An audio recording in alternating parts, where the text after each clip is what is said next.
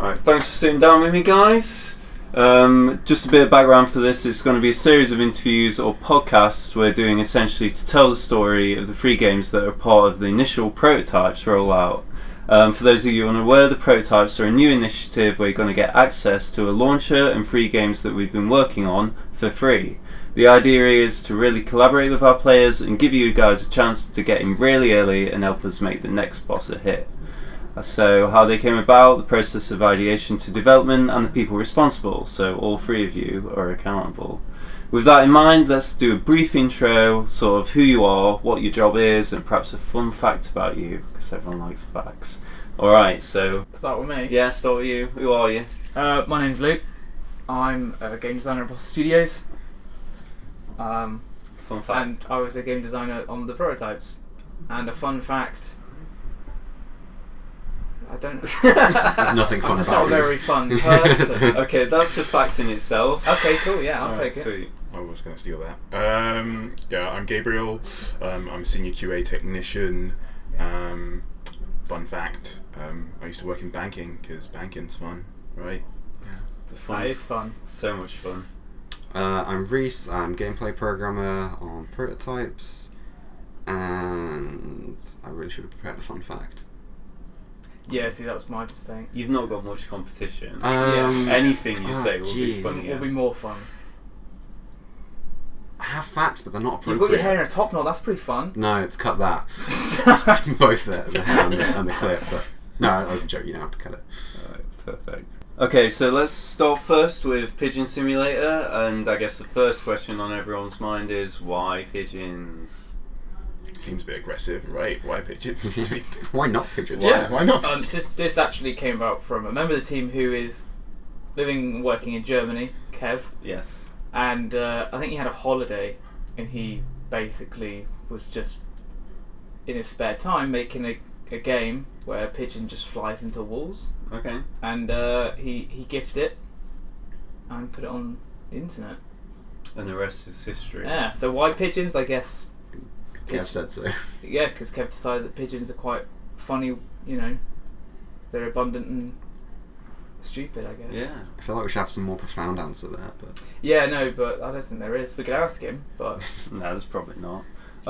So with Pigeon in particular, it was something that, like we said, really quickly resonated and went viral.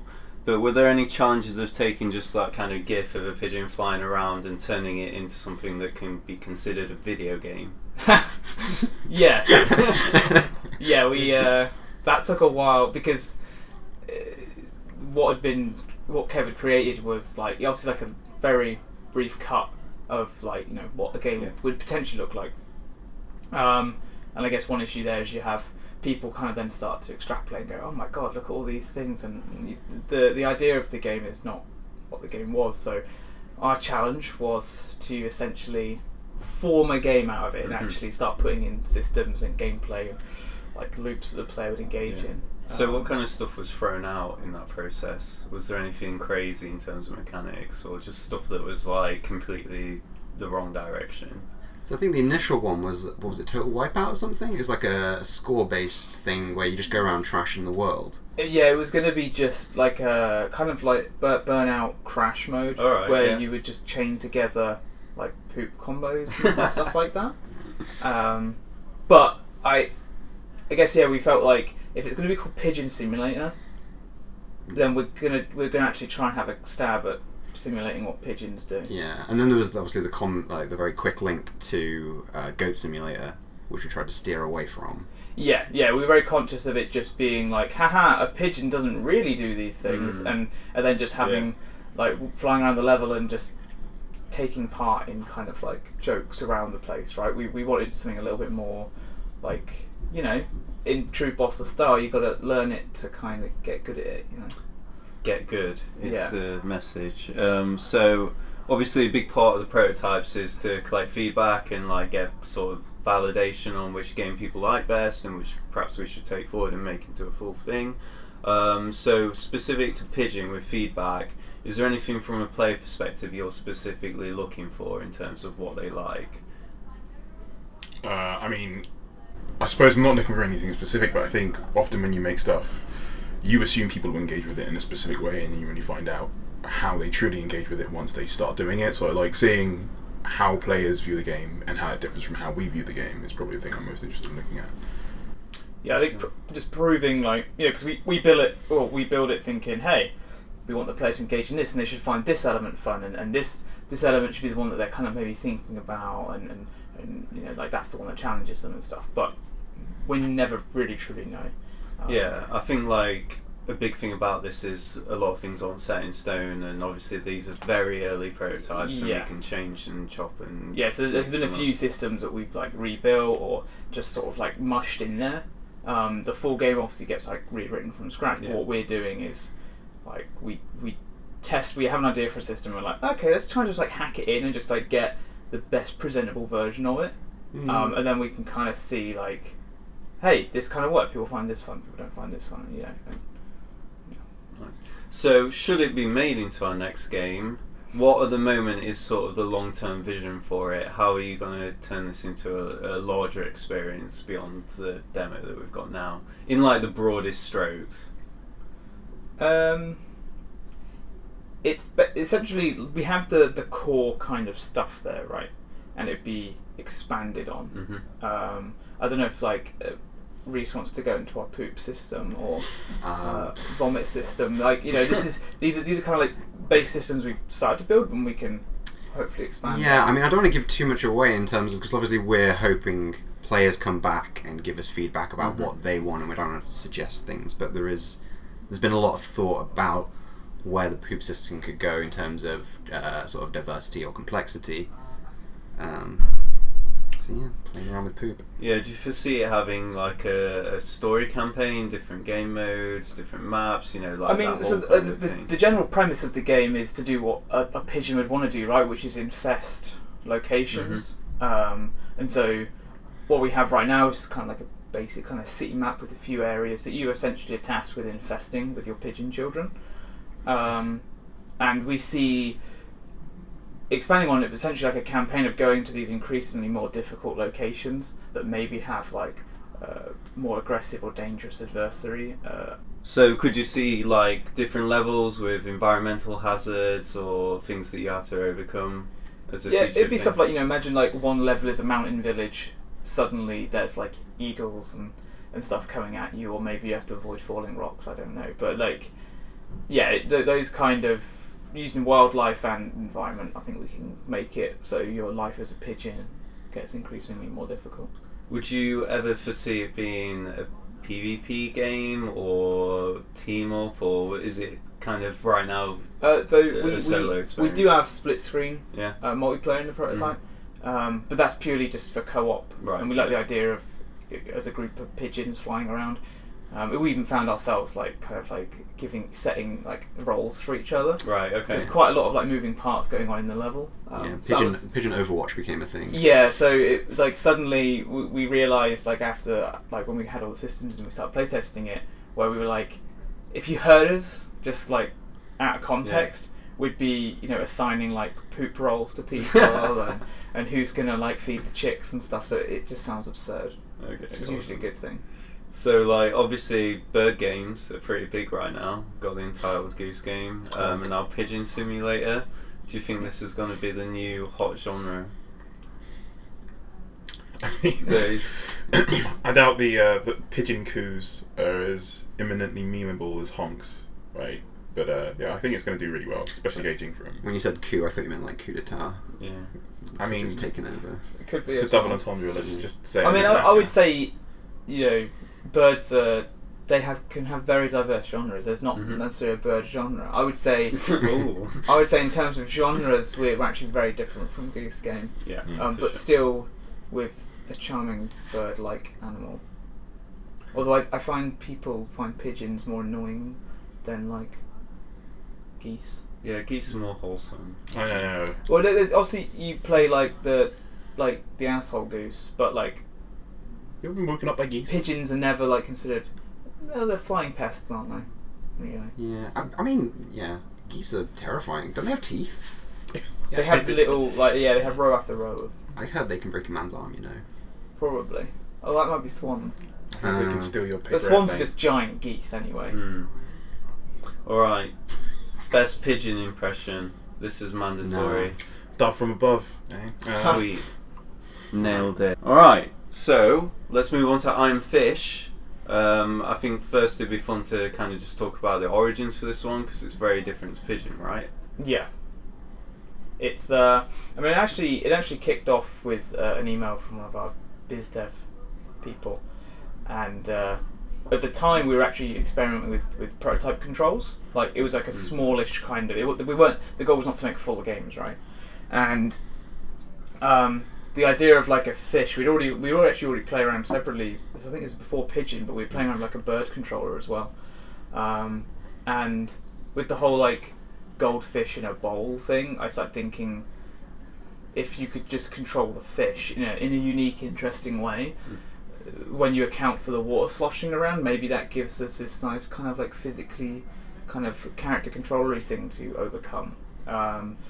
So I it was a game jam with Tom, who was the original programmer on Pigeon Simulator and Iron Bread, and we kind of just pitched it as like find that sequence in Finding Nemo, where they have to get to the ocean from escaping from the dentist's office, and then they land in the ocean, but they're still in their bags, and they're like, now what?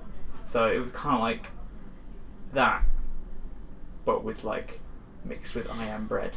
Okay, so obviously with Iron Fish, the name is very reminiscent of Iron Bread. So was it initially conceived as a successor automatically, or was that something that kind of came about over time? Yeah, I think like we went in with the intention of kind of creating a spiritual successor, and that arose as we kind of like started to develop the level and stuff, and start playing around with it, and actually started to sort of visually look and play a little bit like Iron Bread.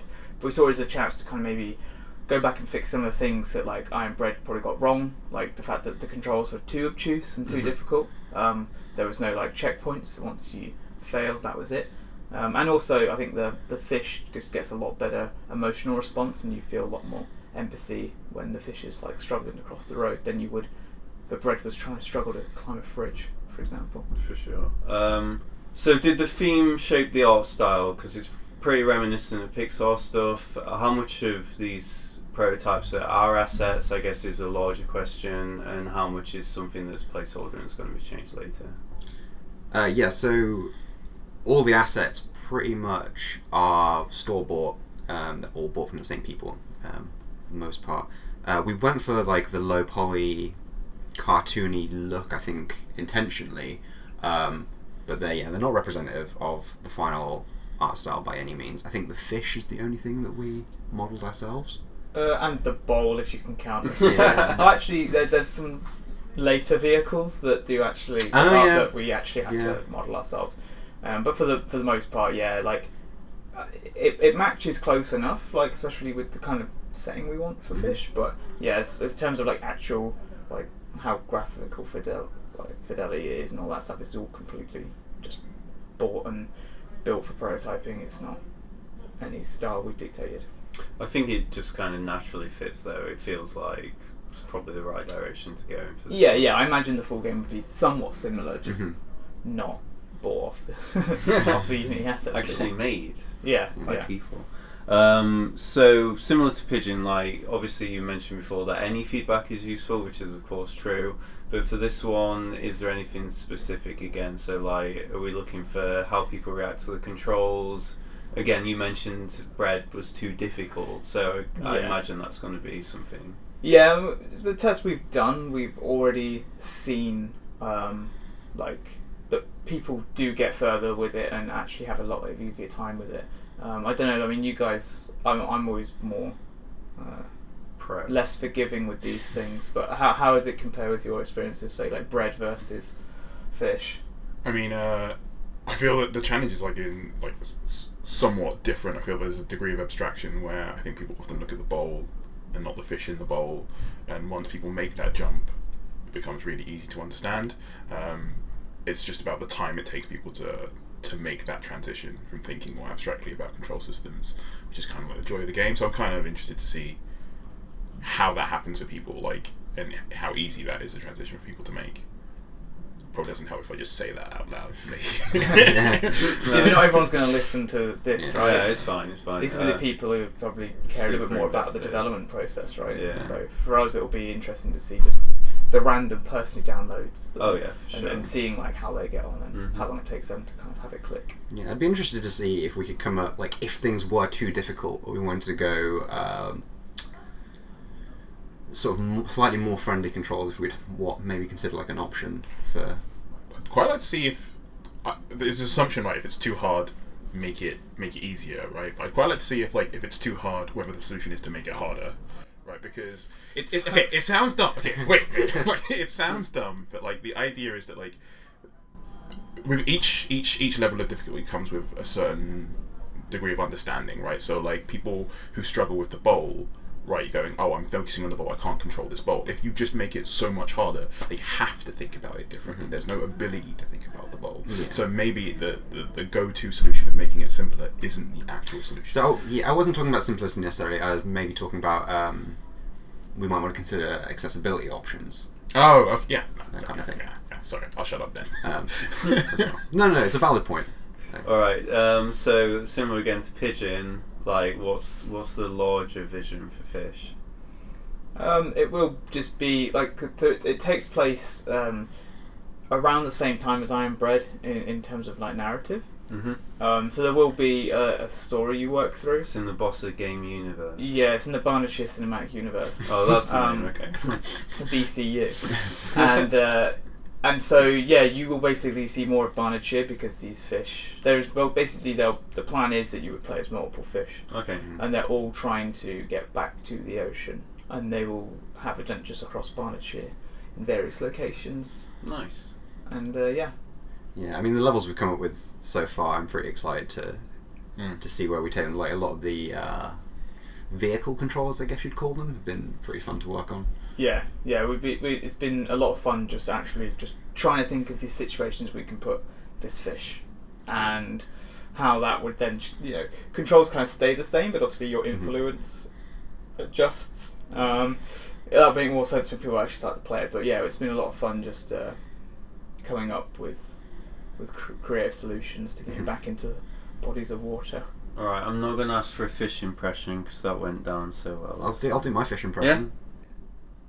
I was just going to be silent for the recording. What the fuck was that? We got a noise out of it. That's fine. Just put that for ask later cockatoo impression or something. Yeah, I love the fact he didn't give a fun fact, but he was quite willing to do that. Straight into it. Can you replace all audio of Luke with that noise? Probably. Alright, last but certainly not least, we have Trash Bandits. Although the name for this one is definitely up for grabs. So how did this one evolve? Because it's obviously a little different to Fish and Pigeon in the fact that it's multiplayer, it's got all these other things going on, and it came from a game jam, right? This was a pure game jam one. Yeah, I think it's the same game jam as Fish. Yeah, it was. And originally it was just like a co-op experience, and then when we took it on to further develop it from the game jam version, we decided to go with like a competitive element. So there's, the 2 garbage trucks, and then it's like 2 players per garbage truck, and you race around trying to beat each other to the score, basically. Yeah, so the original prototype was just bin men, with the vests and the hats and the theme song, which we don't need to. We don't need to sing. Click in the description for a download of the theme song. You're actually putting that in there? Oh yeah. Oh, it's God. a treat. There you go. Wow. We should put it as an Easter egg in there or something. Yeah, for sure. There's like a picture of Yanko's face. You grab that and it starts playing. Yeah. I think Trash Boys is probably, or Trash Dash, or yeah, whatever. It's probably the best example of the standard creative process of the studio, right? Like, so we start off with a game jam, has a theme, we break off into teams, and anyone can be on those teams. Like, like even Adam in accounting, like he's part of this process as much as anyone else. We obviously have a showcase at the end of that game jam, and then those games get moved on to the prototyping team, which is us guys. That becomes a larger thing, a game, and then we move through into this process of validation that we're doing now publicly. So I think I'm eager to see how that does publicly as well, just because it's probably the clearest pipeline that we've got. And I was going to say a fun fact that I think this is one of the largest game jam teams I've seen. I don't know if you've seen bigger in your time here. Yeah. I actually think the original Worlds Adrift game jam team was like 12 people or something. And this I think was about that or more. Oh, right, well. There you go then. How much we're actually contributing though. Wow. Wow. Trying to belittle people on the team, eh? That's my classic Kirk. It's my character. You gotta stick to it. So, what was the idea of like including a multiplayer game alongside 2 single-player ones? Was there any kind of difficult decisions there? Because obviously, because they're early prototypes, networking might not be possible. So, I mean, I want to just find out if that was a consideration. Yeah, I mean, we tried networked. How did that go, Reece? Yeah. Well, it goes. It does work. It's more from a design and iteration process. It makes things longer, and typically we'd create a prototype in a week and implement a networking solution, and then try and iterate on it.